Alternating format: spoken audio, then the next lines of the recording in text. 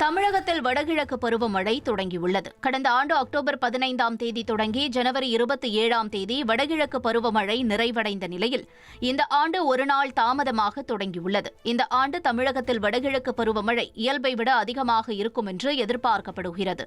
குறிப்பாக வட மாவட்டங்களில் இயல்பை விட கூடுதலாக மழை இருக்கும் என்றும், தென் மாவட்டங்களில் இயல்பை விட குறைவாக இருக்கும் என்றும் கணிக்கப்பட்டுள்ளது.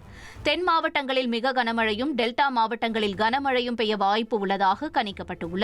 கடந்த ஆண்டு 104 நாட்கள் நீடித்த வடகிழக்கு பருவமழை இயல்பை விட 33% அதிகமாக பெய்து 58.9 சென்டிமீட்டர் மழை பதிவானது. தீபாவளி பண்டிகையை முன்னிட்டு 14,268 சிறப்பு பேருந்துகள் இயக்கப்படுவதாக போக்குவரத்து துறை அறிவித்துள்ளது. இன்று முதல் அக்டோபர் 19ஆம் தேதி வரை சிறப்பு பேருந்துகள் இயக்கப்படுகின்றன. அந்த வகையில் சென்னையில் 4 நாட்களுக்கும் சேர்த்து 14,268 பேருந்துகளும், பிற முக்கிய ஊர்களுக்கு 6,110 பேருந்துகள் என மொத்தம் 20,378 பேருந்துகள் இயக்கப்பட உள்ளன. குறிப்பாக கிளாம்பாக்கம் பேருந்து நிலையத்திலிருந்து 4 நாட்களுக்கு 5,900 சிறப்பு பேருந்துகள் இயக்கப்படுவதாகவும், அதன்படி இன்றைய தினம் 760 பேருந்து இயக்கப்படும் என போக்குவரத்து துறை சார்பில் அறிவிக்கப்பட்டுள்ளது. மகளிர் உரிமை தொகை பெறுவதற்கு புதிதாக விண்ணப்பித்தவர்களில் தகுதியான மகளிருக்கு வரும் டிசம்பர் 15ஆம் தேதி முதல் உரிமை தொகை வழங்கப்படும் என சட்டப்பேரவையில் துணை முதலமைச்சர் உதயநிதி ஸ்டாலின் அறிவித்தார். இது தொடர்பாக தவிக உறுப்பினர் வேல் முருகன் எழுப்பிய கேள்விக்கு பதிலளித்து பேசிய அவர், மகளிர் உரிமை தொகை திட்டத்தின் கீழ் மாதம் 1,14,00,000 பெண்கள் பயனடைந்து வருவதாகவும், புதிதாக விண்ணப்பித்த 28 லட்சம் பேரின் விண்ணப்பங்கள் நவம்பர் 30ஆம் தேதிக்குள் பரிசீலிக்கப்பட்டு டிசம்பர் 15ஆம் தேதி முதல் தகுதியான மகளிருக்கு உரிமை தொகை வழங்கப்படும் என்றும் உதயநிதி ஸ்டாலின் தெரிவித்தார். இதுவரைக்கும் இந்த உரிமை தொகை வேண்டி 28 லட்சம் மகளிர் உங்களுடன் ஸ்டாலின் முகாம்களில் விண்ணப்பங்களை அளித்திருக்கிறாங்க. இதற்கிடையே புதிய உரிமை தொகையை கோரி பெறப்பட்டுள்ள விண்ணப்பங்களை வருவாய்த்துறை மூலமாக ஃபீல்டு இன்ஸ்பெக்ஷன் செய்யப்பட்டு வருகின்றன. இந்த பணிகள் அனைத்தும் நவம்பர் 30ஆம் தேதிக்குள் முடிவடையும் என்று கூறிக்கொள்கின்றேன். முகாம்களில் பெறப்பட்ட விண்ணப்பங்களுடைய அடிப்படையில் தகுதியான மகளிருக்கு வருகின்ற டிசம்பர் மாதம் 15ஆம் தேதி முதல் கலைஞர் மகளிர் உரிமை தொகை திட்டம் வழங்கப்படும் என்று முதலமைச்சர் அவர்கள் முடிவெடுத்திருக்கிறார்கள். தமிழகத்தில் எந்த பகுதியிலும் ஹைட்ரோ கார்பன் திட்டத்தை செயல்படுத்த தமிழ்நாடு அரசு அனுமதி அளிக்காது என அமைச்சர் தங்கம் தென்னரசு உறுதியளித்துள்ளார். தமிழக சட்டப்பேரவையில் கூடுதல் துணை மானிய கோரிக்கை மீது விவாதம் நடைபெற்ற நிலையில் காங்கிரஸ் சட்டமன்ற உறுப்பினர் பிரின்ஸ் கன்னியாகுமரி மாவட்ட கடற்கரையில் செயல்படுத்த உள்ள ஹைட்ரோ கார்பன் திட்டத்தை தடுக்க வேண்டும் என தெரிவித்தார். இதற்கு பதிலளித்த அமைச்சர் தங்கம் தென்னரசு, ஹைட்ரோ கார்பன் திட்டத்திற்கு தமிழ்நாடு அரசு அனுமதி அளிக்காது என்றும், கன்னியாகுமரி, ராமநாதபுரம், புதுக்கோட்டை உள்ளிட்ட தமிழ்நாட்டின் எந்த பகுதியிலும் ஹைட்ரோ கார்பன் திட்டத்தை செயல்படுத்த ஒருபோதும் அனுமதி அளிக்க மாட்டோம் என உறுதியளிப்பதாக தெரிவித்தார். இது தொடர்பாக துறைகளுக்கு உரிய அறிவுறுத்தல் வழங்கப்பட்டுள்ளது என குறிப்பிட்டுள்ளார். மத்திய அரசு மக்களிடம் கருத்து கேட்காமல் இந்த திட்டத்தை நிறைவேற்றுவோம் என கூறுவதாக குறிப்பிட்ட அமைச்சர் தங்கம் தென்னரசு, எத்தனை முறை எத்தனை போர்வை போர்த்தி வந்தாலும் தமிழகத்தில் ஹைட்ரோ கார்பன் திட்டத்திற்கு அனுமதி இல்லை என தமிழக அரசின் நிலைப்பாட்டை உறுதிப்படுத்தியுள்ளார். எதற்கெடுத்தாலும் சிபிஐ விசாரணைக்கு நீதிமன்றங்கள் உத்தரவிடக்கூடாது என உச்சநீதிமன்றம் கருத்து தெரிவித்துள்ளது. உத்தரப்பிரதேச சட்டமேலவை ஆள் சேர்ப்பு முறைகேடு வழக்கில் சிபிஐ விசாரணைக்கு உத்தரவிட்டதை எதிர்த்து உச்சநீதிமன்றத்தில் மேலவை கவுன்சில் சார்பில் மேல்முறையீடு செய்யப்பட்டது.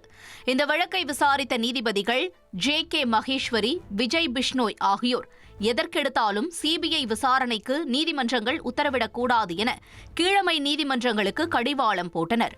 மேலும் அசாதாரண வழக்குகளில் மட்டுமே சிபிஐ விசாரணைக்கு உத்தரவிட வேண்டும் என நீதிபதிகள் கருத்து தெரிவித்தனர்.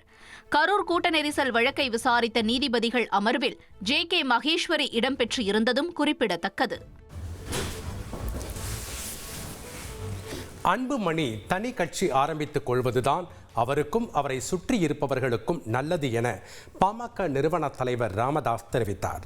விழுப்புரம் மாவட்டம் தைலாபுரத்தில் செய்தியாளர்களிடம் பேசிய அவர், அன்புமணி தனி கட்சி தொடங்கினால் பொறுப்புகள் கிடைக்குமே தவிர எம்எல்ஏக்கள் எம்பிக்கள் கிடைக்க மாட்டார்கள் என விமர்சித்தார்.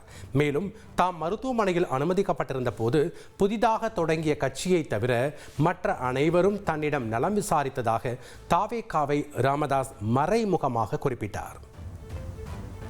ஒரு தனி கட்சி ஆரம்பிச்சிடும், அது உனக்கு நல்லது, உன்னை சுற்றி இருக்கிறாங்க சில கூட்டம், அவர்களுக்கு நல்லது, அவர்களுக்கு அந்த பொறுப்புகள்லாம் கிடைக்கும், பதவிகள்லாம் கிடைக்கும். பொறுப்புகள் தான் கிடைக்குமே தவிர பதவிகள், எம்எல்ஏ பதவி, எம்பி பதவியெல்லாம் கிடைக்காது. நடிகரும் பிரபல சமையல் கலைஞருமான மாதம்பட்டி ரங்கராஜ் மற்றும் ஜாய் கிறிசல்டா இருவரையும் அக்டோபர் 29ஆம் தேதி நேரில் ஆஜராக மாநில மகளிர் ஆணையம் உத்தரவிட்டுள்ளது. ஆடை வடிவமைப்பாளர் ஜாய் கிறிசல்டா மாதம்பட்டி ரங்கராஜ் தன்னை திருமணம் செய்து ஏமாற்றிவிட்டதாக சென்னை காவல் ஆணையர் அலுவலகத்தில் கடந்த சில நாட்களுக்கு முன் புகார் அளித்தார். இந்த புகாரின் மீது முறையான விசாரணை இல்லை என கூறி சேப்பாக்கத்தில் அமைந்துள்ள மாநில மகளிர் ஆணையத்தில் தன் புகாரை அளித்தார். அதில் மாதம்பட்டி ரங்கராஜ் மீதும் தனது புகாரை விசாரிக்காத போலீசார் மீதும் நடவடிக்கை எடுக்க வேண்டும் என குறிப்பிட்டிருந்தார். இந்த நிலையில் புகார் தொடர்பாக நேரில் விசாரணைக்கு ஆஜராகும்படி மாதம்பட்டி ரங்கராஜ், ஜாய் கிறிசல்டா இருவருக்கும் தமிழ்நாடு மாநில மகளிர் ஆணையம் சம்மன் அனுப்பியது. சம்மனை தொடர்ந்து இருவரும் நேரில் ஆஜரான நிலையில் மாநில மகளிர் ஆணைய தலைவர் குமாரி இருவரிடமும் தனித்தனியாக விசாரணை நடத்தினார். இருவரும் ஆதாரங்களை அளித்ததைத் தொடர்ந்து 2.5 மணி நேரம் விசாரணை நடைபெற்றது. வரும் 29ஆம் தேதி மீண்டும் ஆணையத்தில் ஆஜராக வேண்டும் என உத்தரவிடப்பட்டுள்ளது. உலக சுகாதார அமைப்பு வகுத்த நிபந்தனைகளை பூர்த்தி செய்யாத நிறுவனங்கள் தங்களது உணவுப் பொருளில் ORS என்ற பெயரை பயன்படுத்த தடை விதிக்கப்பட்டுள்ளது. டயரியா, வாந்தி போன்றவை ஏற்பட்டால் உடலுக்கு புத்துணர்ச்சி கொடுக்கும் ORS கரைசலை பலரும் பயன்படுத்துவது வழக்கம். இதில் சில கட்டுப்பாடுகளை விதித்து அனைத்து மாநில உணவு பாதுகாப்பு ஆணையர்களுக்கும் உணவு பாதுகாப்பு மற்றும் தர நிர்ணய ஆணையம் கடிதம் அனுப்பியுள்ளது. அதில் உலக சுகாதார அமைப்பு வகுத்த ORS கரைசலுக்கான நிபந்தனைகளை பூர்த்தி செய்யாத நிறுவனங்கள் அதன் உணவு பொருட்களிலோ அல்லது பானங்களிலோ ORS என்ற பெயரை பயன்படுத்தக்கூடாது என்று அறிவுறுத்தப்பட்டுள்ளது.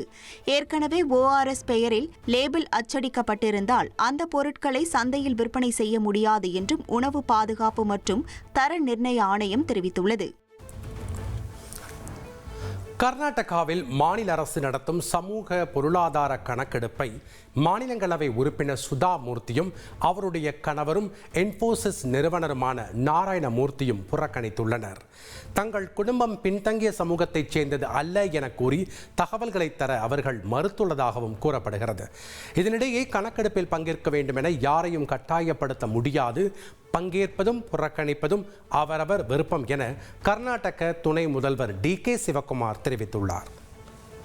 இசையமைப்பாளர் AR ரஹ்மான் கூகுள் கிளவுட் நிறுவனத்துடன் இணைந்து ஆர்டிபிஷியல் இன்டெலிஜென்ஸ் தொழில்நுட்பத்தில் இசைக்குழுவை அமைக்க உள்ளார். சீக்ரெட் மவுண்டைன் என பெயரிடப்பட்ட இந்த குழு பொழுதுபோக்கு நிறைந்த கதையுடன் கூடிய இசை ஆல்பத்தை உருவாக்கும் பணியில் ஈடுபட உள்ளது. We are proud to collaborate with Google, a giant who's achieved so much in these past 25 years.